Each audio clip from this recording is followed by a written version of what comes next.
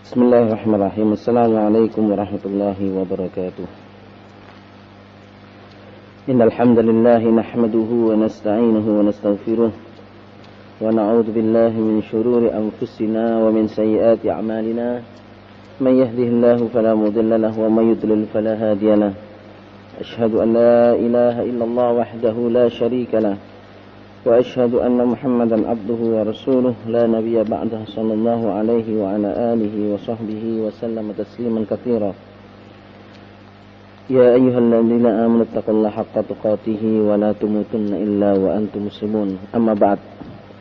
Fa ya ibadallah, usikum wa nafsi bittaqwallah faqad fazal muttaqun wa khabat tawun. Ikhwati rahimakumullah, pada pertemuan yang lalu kita telah membahas tentang syirik di dalam masalah ibadah. Seperti yang kita ketahui pada pertemuan yang lalu bahwa syirik dalam masalah ibadah ini dapat menggugurkan amalan dan dapat menggugurkan pahala dari amalan. Syekhul Islam Ibnu Qayyim mengatakan dalam bukunya, wa hadza syirku fil ibadati yubtilu thawabal amal. Syirik di dalam masalah ibadah dapat membatalkan pahala dari amalan. Wa qad yu'aqabu alaihi idza kana al-amalu wajiban fa innahu yanzil manzilata man lam ya'malhu. Orang yang melakukan syirik di dalam masalah ibadah, ya, di samping dia batal amalannya dan batal pahala amalannya, orang yang melakukannya juga kadang-kadang akan mendapatkan hukuman dari Allah jika pekerjaan yang dilakukan itu bentuknya adalah pekerjaan wajib. Seperti sholat. Dia melakukan sholat tapi syirik di dalam sholatnya. Maka dia akan diganjar atau diberi hukuman oleh Allah Subhanahu wa taala, di samping pahala sholatnya ini tidak diberikan. Makanya Syekhul Islam mengatakan fa innahu yanzil manzilata man lam ya'malhu. Orang yang melakukan ibadah salat dengan syirik kepada Allah, maka seakan-akan dia tidak melakukan salat. Karena apa? Karena dia melakukan salat tidak berpahala, bahkan mendapatkan siksa. Dan siksa akan didapatkan oleh seseorang manakala seseorang tersebut sebagai konsekuensi dari meninggalkan kewajiban. Kemudian pada pertemuan yang lalu juga kita membahas bahwa syirik di dalam masalah ibadah ini menjadi atau dibagi menjadi dua bagian. Ada syirik akbar, yaitu syirik paling besar. Ada syirik asghar, yaitu syirik paling kecil. Wa maghfur wa ghairu maghfur. Syirik akbar adalah syirik yang tidak dapat diampuni, sedangkan syirik asghar bisa diampuni. Wan nau'ul awwal yang qasimu ila kabir wa akbar. Sedangkan syirik akbar sendiri dibagi menjadi dua. Ada syirik yang besar, ada syirik yang paling besar. Wa laisa syai'un minhu maghfurun. Kedua-duanya tidak diampuni oleh Allah Subhanahu wa taala, baik itu syirik besar ataupun syirik yang paling besar. Fa minhu syirku billahi fil mahabbati wat ta'zim. Di antara syirik yang besar, yaitu syirik kepada Allah Subhanahu wa taala dalam hal mencintai Allah Subhanahu wa taala dan dalam hal mengagungkan Allah Subhanahu wa taala. Jadi ketika ada seseorang yang mencintai Allah dan mencintai selain Allah Subhanahu wa taala, sedangkan kecintaan kepadanya, kepada Allah dan kepada selain Allah ini sama besarnya, maka orang tersebut telah melakukan syirik kepada Allah Subhanahu wa taala di dalam mencintai Allah. Begitu juga ketika seseorang mengagungkan Allah Subhanahu wa taala dan mengagungkan selain Allah Subhanahu wa taala serta menyamakan pengagungannya kepada selain Allah Subhanahu wa taala, maka dia telah berbuat syirik. Di sini adalah syirik besar. Bi ayyuhibba makhluqan kama yuhibbullah. Ya, syirik di dalam masalah mahabbah, yaitu kecintaan, yaitu bentuknya seorang makhluk mencintai atau seorang hamba mencintai makhluk sebagaimana dia mencintai Allah Subhanahu wa taala. Fahada minasyirkil ladzi la yaghfiruhu Allah wa huwa syirkul ladzi qala Subhanahu wa taala fihi. Syirik model ini adalah syirik yang tidak dapat diampuni oleh Allah Subhanahu wa taala. Dan syirik model ini sebagaimana yang difirmankan oleh Allah Subhanahu wa taala dalam surat Al-Baqarah ayat 165. Apa bunyinya? A'udzubillahi minasyaitonirrajim. Wa minan nasi may yattakhidhu min dunillahi andada yuhibbunahum ka hubbillah. Di antara manusia ada yang menjadikan selain Allah Subhanahu wa taala sekutu-sekutu, dia mencintainya sebagaimana dia mencintai Allah Subhanahu wa taala. Mereka mencintainya sebagaimana mereka mencintai Allah Subhanahu wa taala. Walladzina amanu asyaddu hubban lillah. Sedangkan orang-orang yang beriman, mereka sangatlah mencintai hanya kepada Allah Subhanahu wa taala. Wa qala ashabu hadha syirki li alihatihim wa qad jama'athumul jahim. Orang yang berbuat syirik di dalam mencintai Allah Subhanahu wa taala nanti di hari kiamat akan mengatakan, ketika mereka dikumpulkan oleh Allah di neraka jahim, apa yang mereka katakan? Mereka mengatakan sebagaimana yang difirmankan oleh Allah Subhanahu wa taala dalam surat Asy-Syu'ara ayat 97 sampai 98. Tallahi in kunna lafi dhalalin mubin id nusawwikum birabbil alamin. Tallahi in kunna lafi dhalalin mubin id nusawwikum birabbil alamin. Allah Subhanahu wa taala berfirman mengenai mereka, ini mereka yang dijebloskan oleh Allah ke dalam api neraka gara-gara masalah syirik di dalam mencintai Allah. Allah berfirman, demi Allah, sesungguhnya kita dahulu di dunia dalam kesesatan yang nyata. Karena kita mempersamakan kamu berhala-berhala dengan Tuhan seluruh alam atau dengan Rabb semesta alam. Syekhul Islam mengatakan di dalam ayat ini, wa ma'lum annahu ma sawwahum bihi subhanahu fil khalqi wal rizqi wal imatati wal ihya wal mulki wal qudrah. Kita ketahui bahwasanya mereka yang dijebloskan oleh Allah Subhanahu wa taala di dalam api neraka nanti, dan mereka mengatakan, tallahi, demi Allah sesungguhnya kami berada di dalam kesesatan yang nyata karena kami telah mempersamakan kamu, yaitu Tuhan-Tuhan, berhala-berhala dengan Rabb semesta alam. Di sini Syekhul Islam mengatakan, sebagaimana kita ketahui bahasanya mereka dijebloskan oleh Allah Subhanahu wa taala, mereka percaya. Mereka meyakini dan mereka tidak menyamakan berhala-berhala dengan Allah Subhanahu wa taala. Tidak menyamakan dalam arti tidak menyamakan di dalam masalah menciptakan, di dalam masalah memberikan rezeki, di dalam masalah menghidupkan, di dalam masalah mematikan. Mereka tidak mempersamakan Allah dalam hal ini. Mereka tahu bahwasanya berhala-berhala tidak mampu menciptakan manusia. Mereka tahu bahwasanya berhala-berhala tidak mampu memberikan rezeki kepada manusia. Dan mereka pun juga paham serta tahu bahwa berhala-berhala yang mereka sembah itu tidak dapat menghidupkan mereka, bahkan tidak dapat mematikan mereka. Kenapa mereka mengatakan idnu sawwikum birabbil alamin? Ketika kami mempersamakan kamu Tuhan-Tuhan kami, Tuhan-Tuhan berhala itu dengan Rabb alamin. Apa persamaan yang dimaksud oleh mereka di dalam ayat ini? Kata Syekhul Islam Ibnu Qayyim, wa innama sawwauhum bihi fil hubbi wat ta'ahlu wal khudu' lahu wat tadallul. Mereka tidaklah mempersamakan Allah di dalam hal menciptakan, akan tetapi mereka mempersamakan Allah Subhanahu wa taala di dalam hal mencintai. Mereka mempersamakan Allah di dalam hal ibadah. Mereka mempersamakan Allah di dalam hal ketundukan, dan mereka mempersamakan Allah di dalam hal kehinaan. Ini yang menyebabkan mereka akhirnya dijebloskan oleh Allah ke dalam neraka jahim. Jadi bukan mereka mempersamakan Allah di dalam hal penciptaan, karena mereka tahu bahwasanya berhala-berhala tidak dapat menciptakan. Bukanlah mereka juga mempersamakan Allah dengan berhala-berhala ini dalam hal memberikan rizki, karena mereka tahu mereka berhala-berhala ini tidak dapat memberikan rizki kepada mereka, bahkan tidak dapat memberikan mudarat ataupun manfaat. Yang mereka samakan dengan Allah Subhanahu wa taala kepada berhala-berhala ini dalam hal apa? Dalam hal mencintai, dalam hal ketaatan, dalam hal ketundukan, dalam hal ibadah kepada Allah Subhanahu wa taala. Kemudian Syekhul Islam mengatakan, wa hadza ghayatul jahli wadh-dhulmi. Ini adalah puncak dari kebodohan, dan ini juga puncak dari kezaliman. Karena apa? Kenapa? Karena dikatakan oleh Syekhul Islam ini adalah puncak dari kebodohan dan kezaliman. Karena mereka tahu bahwasanya berhala-berhala mereka tidak mampu untuk menguasai mereka. Mereka tahu berhala-berhala mereka tidak mampu menciptakan mereka, memberikan manfaat kepada mereka, mendatangkan mudarat kepada mereka. Tahu itu. Tapi kenapa mereka mencintai berhala-berhala mereka sama seperti mereka mencintai Allah Subhanahu wa taala? Kenapa mereka menyembah berhala-berhala mereka sama dengan ketika mereka menyembah Allah Subhanahu wa taala?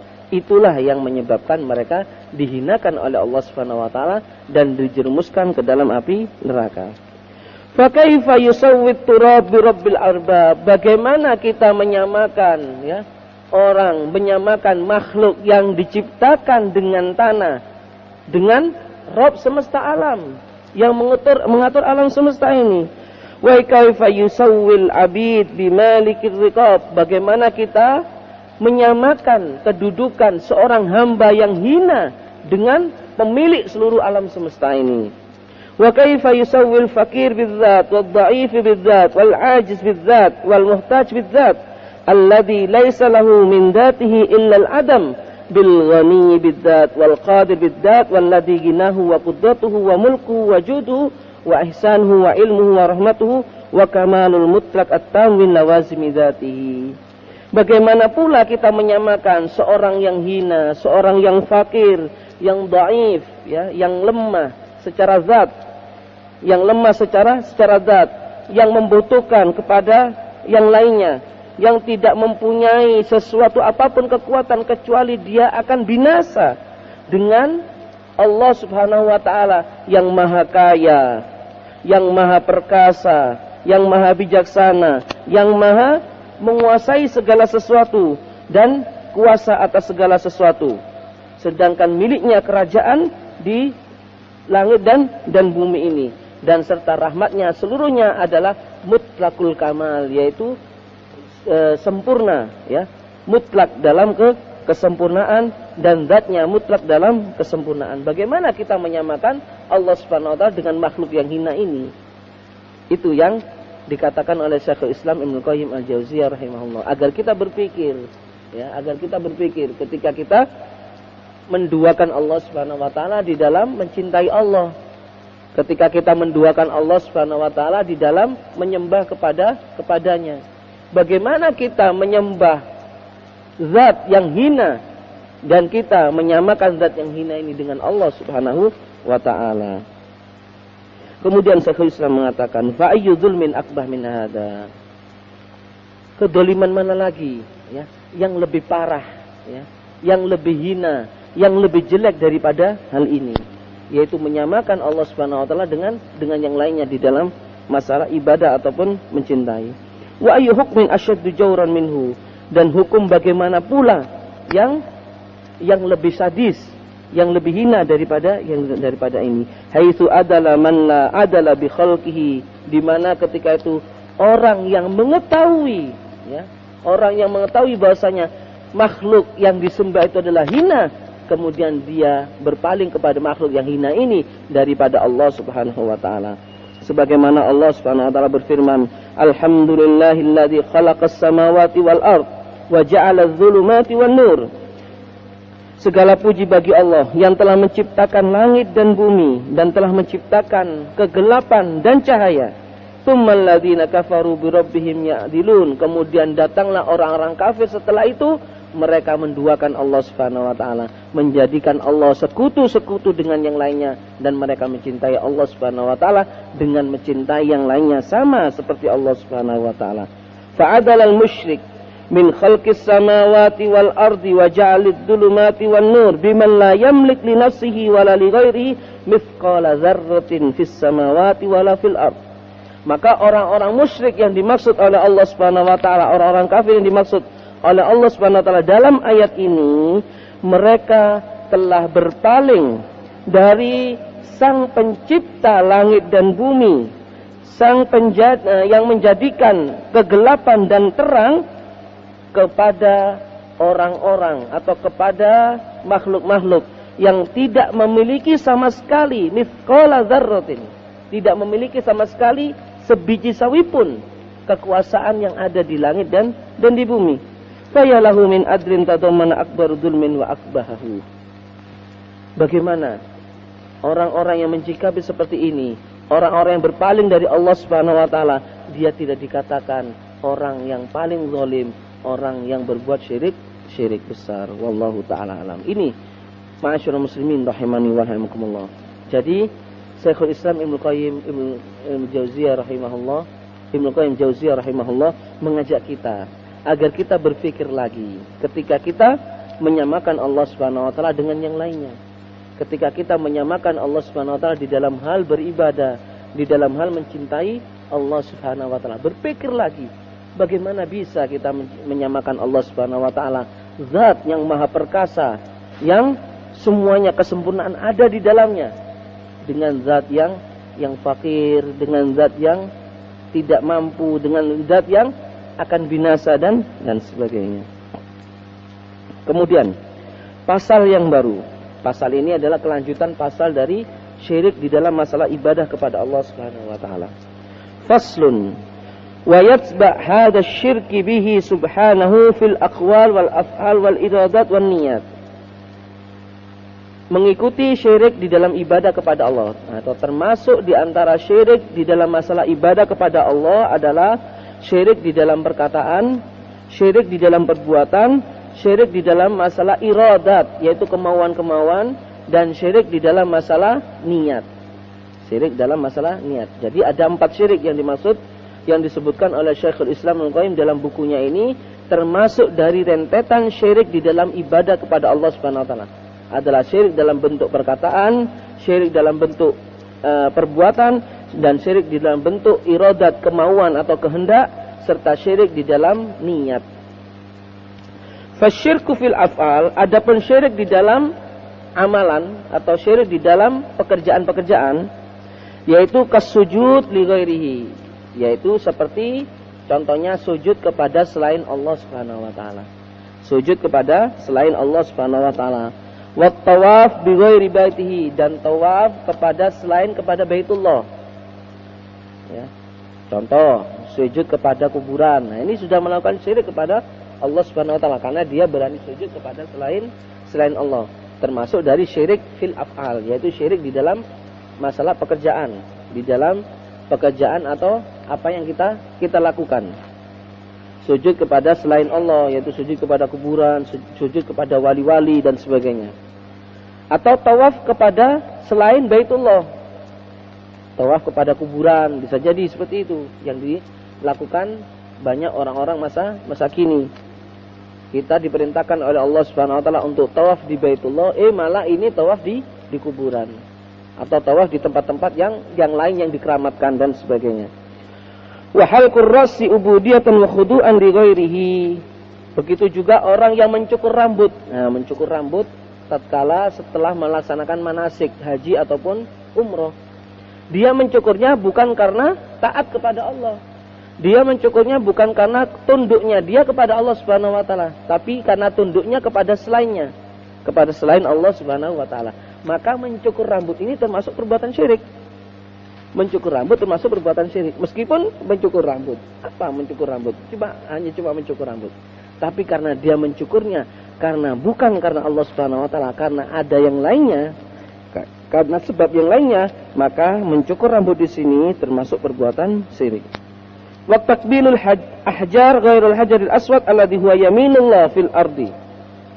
Juga orang yang mencium hajar atau mencium batu selain batu hajar aswad. Yang mana batu hajar aswad ini disifati oleh Nabi sallallahu alaihi wasallam sebagai yaminullah, yaitu tangan kanan Allah di muka bumi ini. Seseorang mencium selain hajar aswad dan dia mengagungkan batu ini. Seperti orang-orang Syiah mencium batu dari Karbala, serta mereka sujud di atas batu dari Karbala. Ini adalah bentuk-bentuk kesyirikan yang dilakukan oleh orang-orang masa kini, ya. Dia mencium batu selain batu hajar aswad yang diperintahkan oleh Nabi sallallahu alaihi wasallam, yang dicontohkan oleh Nabi sallallahu alaihi wasallam. Au takbilul kubur wastilamuha wasujudu laha, atau ada seseorang yang mencium kuburan dan memegang, mengusap-usap kuburan serta sujud kepada kuburan. Ini juga perbuatan syirik. Perbuatan syirik yang banyak dilakukan oleh orang-orang masa kini. Waqad la'ana an-nabiy sallallahu alaihi wasallam man ittakhadha quburul anbiya was shalihin masajid yusalli lillahi fiha. Nabi sallallahu alaihi wasallam telah melaknat orang-orang yang menjadikan kuburan para nabi dan kuburan orang-orang yang soleh sebagai masjid. Mereka sholat di dalamnya, mereka sujud di dalamnya. Fa kaifa biman ittakhadhal qubur awthanan ya'buduha min dunillah. Kalau saja Rasulullah sallallahu alaihi wasallam telah melaknat orang-orang yang menjadikan kuburan para nabi mereka, orang-orang yang menjadikan kuburan para orang-orang soleh mereka, ya, sebagai masjid, itu dilaknat oleh Nabi sallallahu alaihi wasallam. Kemudian bagaimana dengan orang yang langsung sujud kepada kuburan, yang menjadikan kuburan sebagai berhala-berhala disembah olehnya selain Allah Subhanahu wa taala? Tentunya laknat kepada mereka ini adalah lebih parah daripada laknat kepada orang-orang yang menjadikan kuburan sebagai masjid. Ini fenomena kita sekarang ini, para jamaah sekalian. Jadi orang ada yang menjadikan kuburan ini sebagai berhala untuk disembah. Mereka meyakini bahwasanya kuburan dan yang ada di dalamnya kuburan tersebut berupa orang-orang yang dikuburkan, mereka menganggap bahwasanya orang-orang yang dikuburkan itu adalah orang-orang soleh. Mereka menganggap bahwasanya orang-orang yang dikuburkan itu adalah orang-orang yang mempunyai manzilah, mempunyai kedudukan di hadapan Allah Subhanahu wa taala. Sehingga mereka meminta kepada orang-orang yang dikuburkan tersebut. Mereka mengagungkan kuburan-kuburan itu dan mereka menyembah kuburan-kuburan itu. Tentunya laknat yang akan terjatuh pada orang-orang seperti ini itu lebih sadis, lebih parah daripada orang yang dilaknat oleh Rasulullah SAW manakala mereka menjadikan kuburan para nabi mereka, orang-orang soleh mereka sebagai masjid. Wa fis sahihaini anhu annahu sallallahu alaihi wasallam qala, di dalam sebuah hadis yang diriwayatkan oleh Imam Bukhari dan Muslim bahwa Nabi sallallahu alaihi wasallam pernah mengatakan, la'anallahu al-yahuda wan nasara ittakhadhu qubur anbiya'ihim masajid. Allah melaknati orang-orang Yahudi dan orang-orang Nasrani karena sebab mereka menjadikan kuburan para nabi mereka sebagai masjid. Hadis ini diriwayatkan oleh Imam Bukhari dan Muslim serta yang lainnya. Wa fis sahih annahu qala, dan di dalam hadis yang sahih pula bahwasanya Nabi sallallahu alaihi wasallam bersabda, inna min syirarin nasi man tutrikuhumus sa'a wa hum ahya. Di antara manusia-manusia yang terjelek di muka bumi ini adalah orang-orang yang mendapati hari kiamat sedangkan dia dalam keadaan hidup. Orang-orang yang mendapati hari kiamat, ya, sudah waktunya hari kiamat sedangkan dia dalam keadaan hidup ketika itu. Ketika dihancurkan oleh Allah Subhanahu wa taala, dia dalam keadaan hidup, panik dan sebagainya. Kata Rasulullah SAW, inna min syirarin nas indallah man tudrikuhumus sa'a wa hum ahya. Di antara orang-orang yang terjelek di muka bumi ini adalah orang-orang ketika dibangkitkan atau dikumandangkannya hari kiamat oleh Allah Subhanahu wa taala sedangkan dia dalam keadaan hidup. Walladzina yattakhidunal qubura masajid, dan orang-orang yang menjadikan kuburan-kuburan sebagai masjid. Jadi orang-orang yang menjadikan kuburan-kuburan sebagai masjid adalah orang-orang yang terjelek di muka bumi ini. Hadis ini diriwayatkan oleh Imam Bukhari dan Imam Ahmad serta Imam Ibnu Hibban rahimahumullah. Wa fis sahihi aidan annahu qala, dan di dalam hadis yang sahih pula bahwa Nabi sallallahu alaihi wasallam pernah mengatakan, anna man kana qablakum kanu yattakhidunal qubur masajid. Bahwa orang-orang sebelum kalian, kata Rasulullah SAW, mereka terbiasa menjadikan kuburan-kuburan sebagai masjid. Ala fala tattakhidul qubur masajid. Maka janganlah sekali-kali kalian menjadikan kuburan sebagai masjid. Fa inni anhaakum an dzalik, karena sesungguhnya aku melarang kalian akan hal itu. Hadis ini diriwayatkan oleh Imam Muslim dan Imam Abu Awana dan Imam Ibnu Sa'ad di dalam kitab At-Tabaqat dari jalan Amr bin Marrah dari Abdullah bin Haris dan yang lainnya. Hadis ini adalah hadis yang sahih. Di dalam Musnad Al-Imam Ahmad radhiyallahu anhu bahwa Nabi sallallahu alaihi wasallam juga bersabda Dan ini juga dikutip oleh Imam Ibnu Hibban di dalam kitab sahihnya, bahwa Nabi SAW pernah bersabda, la'anallahu zuwaratul kubur. Allah Subhanahu wa taala melaknat para wanita-wanita yang menziarahi kubur. Allah melaknat para wanita-wanita yang menziarahi kubur. Wal muttakhidina 'alaihal masajid wasirat, dan yang menjadikan kuburan-kuburan sebagai masjid dan sebagai persembahan. Ini dilaknat oleh Allah Subhanahu wa taala. Di sini ya, ini ada satu pelajaran. Allah melaknat wanita-wanita untuk berziarah kubur. Kenapa kok Allah Subhanahu wa taala melaknat wanita-wanita yang berziarah kubur? Karena mereka, para wanita ini biasanya kalau sudah berziarah kubur, yang lebih dikedepankan oleh para wanita ini bukan akalnya, tapi nafsunya. Sehingga ketika mereka berziarah kubur, kemudian mereka menangis, kadang-kadang sampai mereka meratapi. Sampai tidak jarang di antara mereka yang berziarah kubur, kemudian mereka mengingat masa lalu dengan orang-orang yang mati. Apalagi orang-orang yang meninggal ini adalah orang-orang yang mempunyai hubungan yang erat dengan si wanita ini. Orang yang meninggal ini mempunyai kesan yang berat, yang kuat di hadapan para wanita ini. Untuk itulah Allah Subhanahu wa taala melarang orang-orang perempuan untuk berziarah kubur. Tapi larangan ini adalah larangan tidak mutlak. Larangannya tidak mutlak, ya. Karena sebagian wanita ada yang kuat. Sebagian wanita ada yang kuat. Dan kalau ada sebagian wanita yang kuat, hal ini diperbolehkan oleh Nabi SAW sebagaimana hadis yang umum tentang ziarah kubur.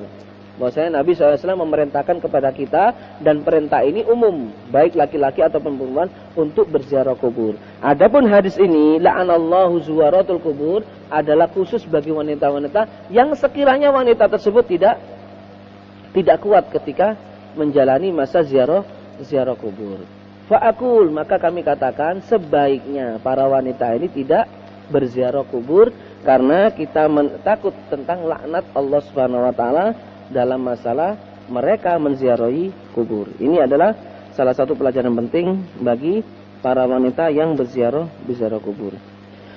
Kemudian di dalam hadis yang lainnya Rasulullah SAW juga bersabda. Hadis ini diriwayatkan oleh Imam Ibnu Sa'ad dalam Tabaqatnya. Nabi SAW bersabda, ishtadda ghadabullah ala qaumin ittakhadhu qubur anbiya'ihim masajid. Allah sangatlah murka atas suatu kaum manakala mereka menjadikan kuburan para nabi-nabi mereka sebagai masjid. Wa qala, kemudian Nabi SAW juga mengatakan, anna man kana qablakum kana idza mata fihimur rajulus salih banau ala qabrihi masjida. Bahwa orang-orang sebelum kalian, jika ada orang soleh yang meninggal di antara mereka, biasanya mereka membangun di atas kuburan orang-orang soleh ini sebagai masjid. Wasawwaru fihi tilka surah. Kemudian mereka menjadikan orang-orang soleh ini gambar-gambar. Jadi menjadikan gambar-gambar orang-orang soleh. Rasulullah SAW kemudian mengatakan, ulaika syirarul khalqi indallahi yaumal qiyamah. Mereka itulah adalah seburuk-buruknya makhluk Allah pada hari kiamat. Jadi orang-orang sebelum kita ini dulu kebiasaannya, ya, kalau ada orang soleh yang mati di antara mereka, mereka menguburkan orang soleh tersebut, dan mereka membangun di atas kuburan orang soleh ini masjid. Membangun di atas kuburan orang-orang soleh ini sebagai masjid. Serta mereka kemudian menggambar, ya, menggambar atau melukis orang-orang soleh ini. Apa gunanya? Untuk diingat, ya.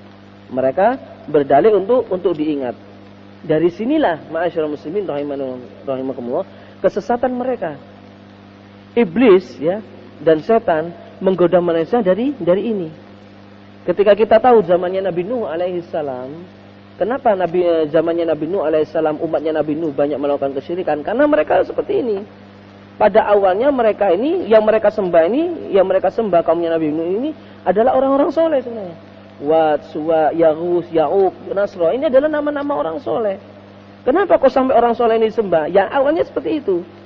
Jadi mereka dikuburkan, setelah mereka meninggal mereka dikuburkan, kemudian mereka dibangun, ya, dibangun di atas kuburan mereka masjid untuk apa istilahnya, meskipun bukan masjid atau tempat peribadatan, kemudian mereka membuat patungnya orang-orang soleh dalam rangka untuk mengingat saja, sampai akhirnya setelah kurun waktu yang akan datang, akhirnya mereka menyembah patung seperti ini. Ini awal kesyirikan dari kaumnya Nabi Nuh alaihi salam yang diceritakan oleh Allah Subhanahu wa taala secara gamblang di dalam surat Nuh. Kemudian Syekhul Islam Ibnu Qayyim mengatakan dalam bukunya ini, "Fahada halu man sajada lillahi fi masjidin ala qabrin. Fa kaifa halu man sajada lil qabri nafsihi?" Syekhul Islam mengatakan, memberikan komentar setelah mencantumkan hadis-hadis Nabi sallallahu alaihi wasallam di sini mengenai larangan orang yang menjadikan kuburan-kuburan sebagai masjid. Beliau mengatakan, "Fahada halu man sajada lillahi fi masjidin ala qabrin." Ini adalah keadaan orang-orang yang sujud kepada Allah Subhanahu wa taala di masjid yang di atasnya kuburan. Masjid yang atasnya kuburan. Dilaknat oleh Allah Subhanahu wa taala. Fa kaifa halu man sajada lil qabri nafsihi? Kemudian lantas bagaimana perihal orang yang sujud langsung kepada kuburan? Maka mereka akan mendapatkan laknat lebih daripada orang yang hanya sujud di masjid yang di dalamnya terdapat kuburan. Ini ma'asyiral muslimin, ghayatul dzulmi wa ghayatul jahl, kata beliau. Ini adalah kebodohan yang amat dan kezaliman yang amat, karena mereka telah melampaui batasan kesyirikan yang dilakukan oleh pendahulu-pendahulu mereka. Sebagaimana juga orang-orang sekarang ini, orang-orang dahulu, orang-orang jahiliyah, mereka melakukan syirik kepada Allah dalam keadaan mereka senang. Jadi ketika mereka itu senang, ketika mereka itu mendapatkan keluasan dari Allah, mereka melakukan syirik kepada Allah. Tapi ketika mereka mendapatkan kesempitan dari Allah, kemudian mereka lantas hanya menyembah kepada Allah. Hal ini disaksikan oleh Allah Subhanahu wa taala dalam firman-Nya. Allah Subhanahu wa taala berfirman bahwasanya mereka orang-orang yang berbuat syirik kepada Allah ketika mereka berada di tengah lautan, dan tengah lautan itu terdapat gelombang yang banyak, mereka dalam kesulitan. Da'allaha mukhlishina lahuddin. Mereka hanya menyembah kepada Allah, ikhlas beribadah kepada Allah. Mereka memohon ikhlas beribadah kepada Allah Subhanahu wa taala. Falamma najjahum ilal barri fa idahum musyrikun. Ketika mereka diselamatkan oleh Allah Subhanahu wa taala di muka bumi, diselamatkan oleh Allah Subhanahu wa taala di pantai, kemudian mereka berbuat syirik lagi kepada Allah Subhanahu wa taala. Nah, tapi umat sekarang ini lain. Syirik keadaan susah ataupun senang pun masih berbuat syirik. Kehidupannya sudah susah. Kehidupannya sudah susah. Ya, tidak diberi materi oleh Allah Subhanahu wa taala. Tapi masih melakukan syirik kepada Allah Subhanahu wa taala. Yang ironisnya, mereka melakukan seperti ini adalah mereka mengaku orang-orang muslim. Mereka mengaku orang-orang muslim. Dalam hal pengobatan, kita lihat ma'asyiral muslimin rahimani wa rahimakumullah. Sebelum ini, coba di mana akal mereka? Manakala mereka mendatangi seorang bocah yang bernama Ponari, hanya cuma menyelupkan batu di air minum mereka, kemudian mereka meyakini dan itu kemudian diminumnya dan sembuh biiznillah. Mereka meyakini hal ini. Ma'asyiral muslimin, di mana letak akal mereka? Di mana letak akal-akal mereka yang mendatangi orang-orang seperti ini? Sungguh amalah bodoh masyarakat ini ketika mereka menyekutukan Allah Subhanahu wa taala. Wallahu taala a'lam. Mudah-mudahan Allah Subhanahu wa taala memberikan kita taufik dan hidayahnya agar kita diberkahi langkah kita dan agar kita dijauhkan oleh Allah Subhanahu wa taala dari kedzaliman syirik, dari bahaya syirik di dalam kehidupan kita, baik itu yang kita ketahui ataupun yang tidak kita ketahui. Wallahu taala a'lam. Sebelum kami akhiri, mungkin ada pertanyaan, silakan.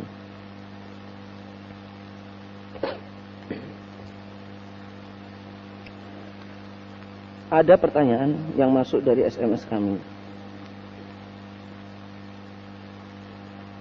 Ada pertanyaan dulu? Ya, silakan. Kalau batasannya syirik dalam cinta sama Allah, yang kan batasannya cinta dunia. Ya. Bismillah, alhamdulillah, wassalatu wassalamu ala rasulillah wa ala alihi wa sahbihi wa ala. Ya, syirik dalam masalah cinta pada Allah dapat dikategorikan adalah syirik besar ya. Sebagaimana Allah Subhanahu wa taala berfirman, "Wa minan nasi may yattakhidhu min dunillahi andadan yuhibbunahum ka hubbillah." Lantas ada yang bertanya, ini batasan syirik dalam kecintaan kepada Allah ini bagaimana, Ustaz? Soalnya kita kadang-kadang mencintai dunia kita, mencintai anak kita, maka mencintai orang tua kita dan sebagainya. Wah, berarti kita ini berbuat syirik semua dong. Karena kita sangat mencintai mereka, sangat mencintai anak kita, sangat mencintai orang tua kita. Bahkan kalau anak kita meninggal, waduh, kita ini terpukul, betul-betul terpukul dan sebagainya. Orang tua kita meninggal, bakal kita ini sampai menangis, terpukul dan sebagainya. Apakah kita telah berbuat syirik kepada Allah Subhanahu wa taala dalam hal mencintai? Ma'asyiral muslimin rahimani wa rahimakumullah.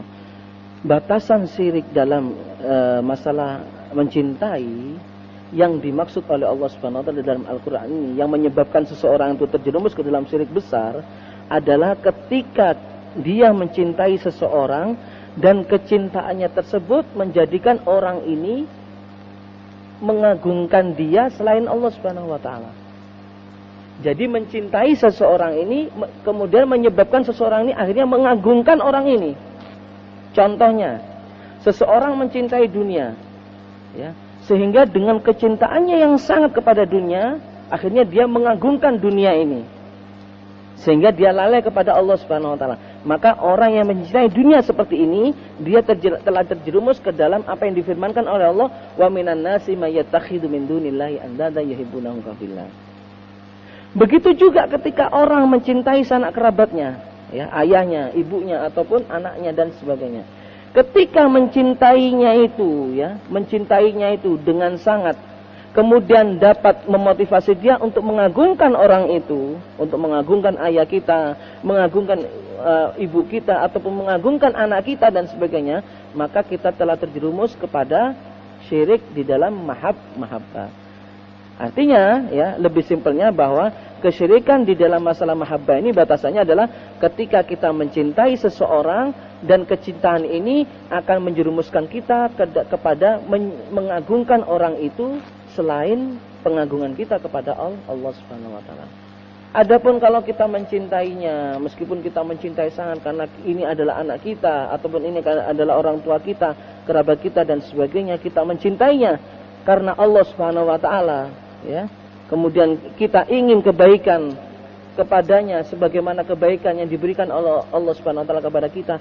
Kita ingin kebaikan kepada ayah dan ibu kita sebagaimana Allah telah memberikan kebaikan kepada kita, maka ini tidak termasuk perbuatan syirik di dalam masalah ibadah atau syirik di dalam masalah mahabbah. Jadi syirik di dalam masalah mahabbah atau kecintaan ini yang dapat menjadikan seseorang itu mengagungkan sesuatu itu. Itu yang dimaksud syirik dalam masalah mahabbah. Kenapa orang-orang musyrik, ya, mencintai berhala-berhala mereka, kemudian mereka dijerumuskan oleh Allah ke dalam api neraka? Ketika Allah Subhanahu wa taala berfirman, "Idnu sawwikum birabbil alamin" di dalam masalah mencintai. Karena mereka mengagungkan ibadah kepada berhala ini, mencintai berhala ini dan mengagungkan di dalam beribadah kepada berhala ini. Adapun kalau tidak ada pengagungan kepada sesuatu itu, maka itu tidak termasuk di dalam syirik besar atau di dalam syirik mahabbah. Ini yang menjadi batasannya. Bisa dipahami, ya? Bisa dipahami.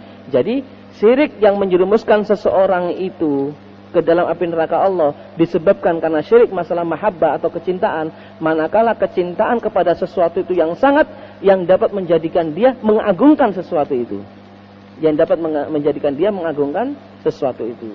Adapun kecintaan kepada sesuatu yang tidak menjerumuskan dia untuk mengagungkan sesuatu itu, maka itu tidak dikatakan syirik di dalam masalah mahabbah. Wallahu ta'ala a'lam.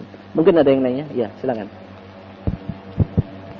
Ustaz, pada waktu pada acara-acara tertentu, Ustaz, ada orang yang sujud kepada orang tua, Ustaz. Apa itu termasuk syirik? Ya, syirik.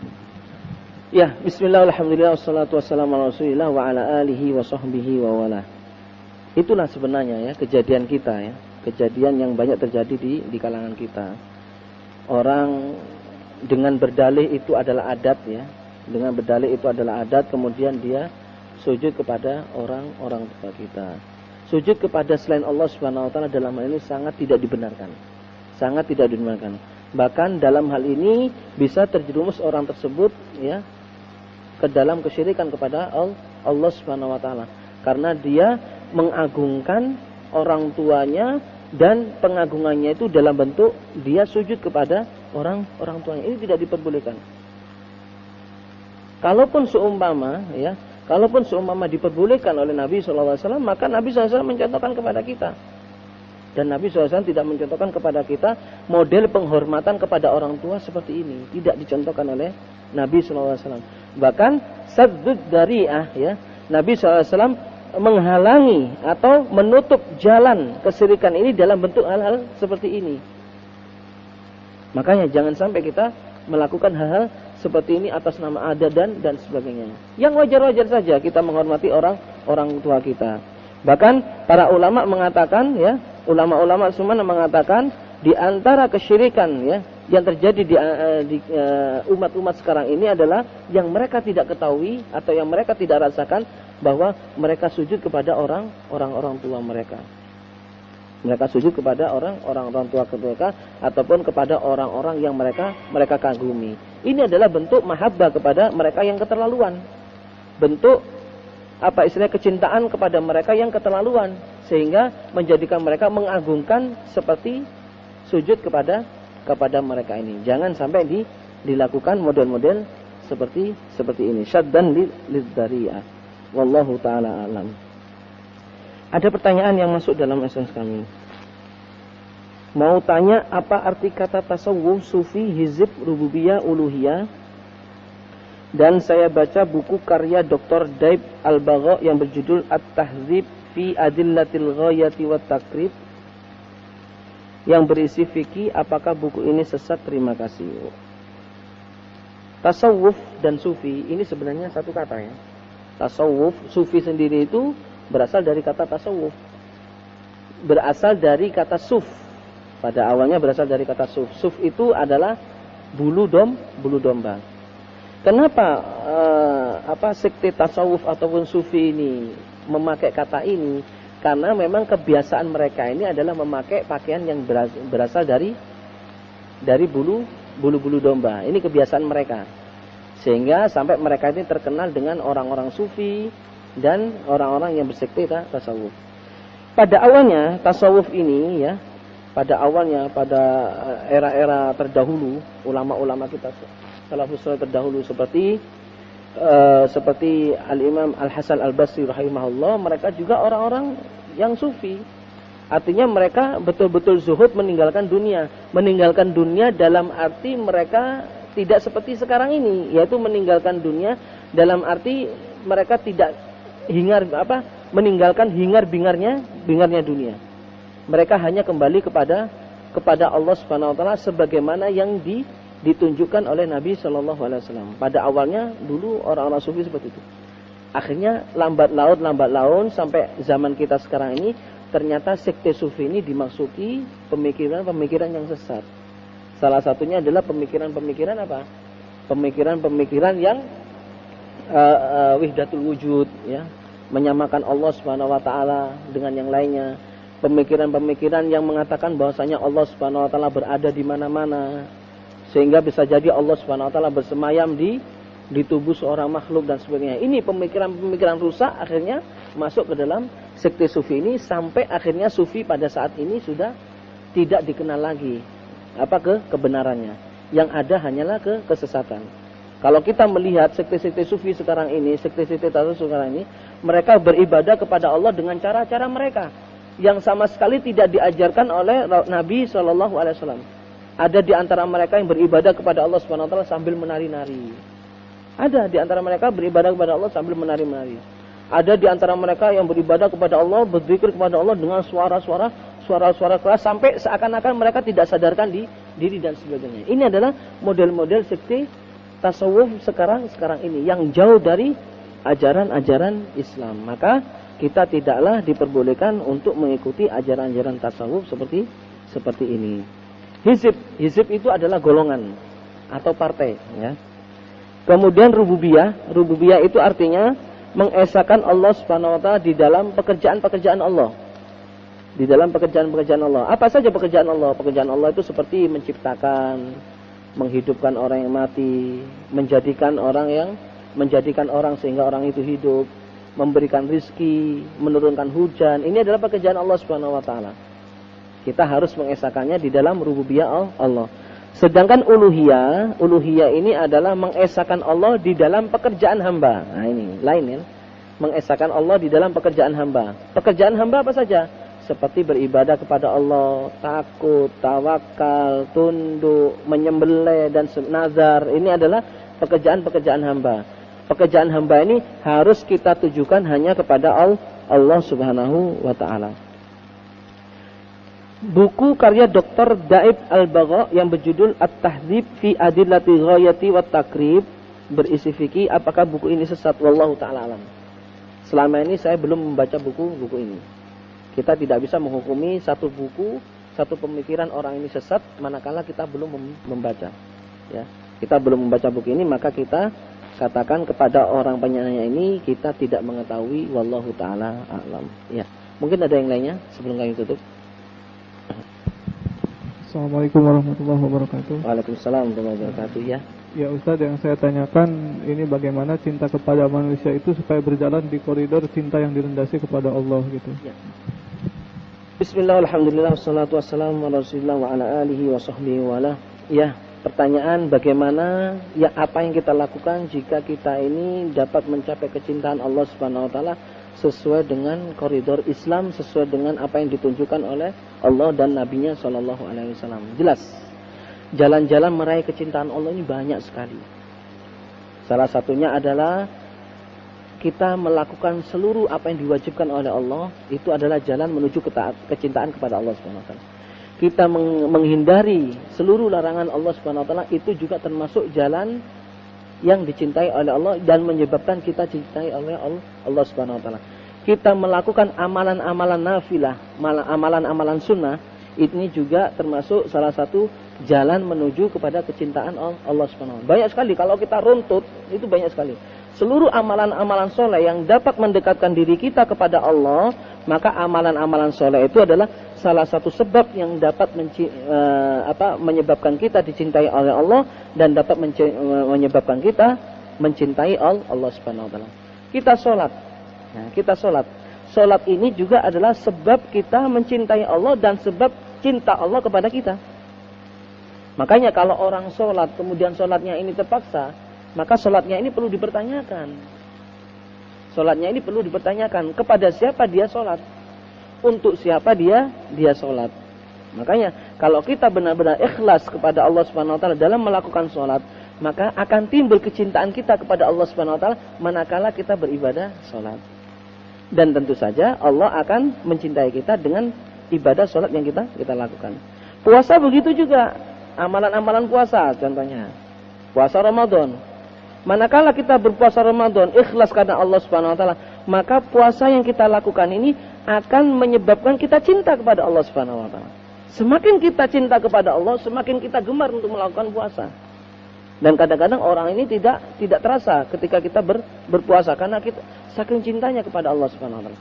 Tentunya seseorang kalau sudah mencintai Allah Subhanahu wa taala dengan amalan-amalan yang disyariatkan oleh Allah Subhanahu wa taala, otomatis Allah akan mencintai seseorang itu karena dia telah melakukan amalan yang dicintai oleh Allah Subhanahu wa taala. Jadi, pada umumnya kita katakan bahwa sebab yang menyebabkan kita dicintai oleh Allah dan menyebabkan kita mencintai oleh Allah adalah seluruh amalan-amalan kita yang kita lakukan sesuai dengan apa yang diperintahkan oleh Allah dan yang diperintahkan oleh Nabi SAW secara ikhlas karena Allah Subhanahu wa taala. Ini adalah yang menyebabkan kita cinta kepada Allah dan menyebabkan kita dicintai oleh Allah Subhanahu wa taala. Itu Mas. Wallahu taala alam. Semoga Allah Subhanahu wa taala memberikan kita taufik dan hidayahnya agar kita diberkahi langkah-langkah kita dan kita ditunjuki oleh Allah Subhanahu wa taala ke arah kebenaran. Allahumma arinal haqqa haqqan warzuqna ittiba'a wa arinal batila batilan warzuqna ijtinaba. Allahumma ahsin aqibatana fil umuri kulliha wa ajirna min khizyid dunya wa adzabil akhirah. Allahumma aslih lana dinana alladhi huwa ismatu amrina wa aslih lana dunyana allati fiha ma'ashuna وأصلح لنا آخرتنا التي إليها معادنا واجعل الحياة زيادة لنا في كل خير واجعل الموت راحة لنا من كل شر اللهم إنا نعوذ بك من أن نشرك بك شيئا نعلمه ونستغفرك لما لا نعلمه اللهم اغفر لنا ذنوبنا وإسرافنا في أمرنا وثبت أقدامنا وانصرنا على القوم الكافرين ربنا اغفر لنا ولوالدينا وارحمهما كما ربيانا صغارا ربنا آتنا في الدنيا حسنة وفي الآخرة حسنة وقنا عذاب النار وآخر دعوانا أن الحمد لله رب العالمين سبحانك اللهم وبحمدك أشهد أن لا إله إلا أنت أستغفرك وأتوب إليك وصلى الله على نبينا محمد وعلى آله وصحبه أجمعين والسلام عليكم ورحمة الله وبركاته.